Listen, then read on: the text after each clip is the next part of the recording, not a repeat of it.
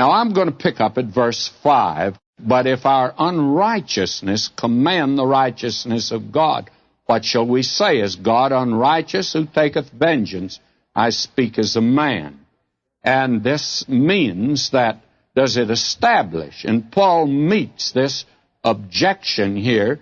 You see, by some subtle sophistry, it might be argued that since the nation's unbelief merely puts in contrast the faithfulness of God, then God's not just to punish that which brings greater glory to himself. In other words, the better translation is God unjust who visiteth with wrath for judging these people. Now, this is the severest criticism that Paul faced in preaching the gospel of the grace of God.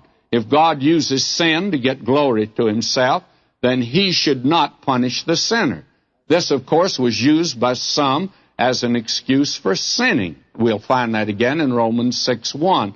We'll deal with it then. Paul asked the question in such a way in the Greek as to demand a negative answer. God is not unjust. He says, I speak as a man. Doesn't mean that Paul is not writing this particular passage by inspiration, but rather that he's presenting this question from the finite and human standpoint. Then in verse 6, God forbid. Then how shall God judge the world?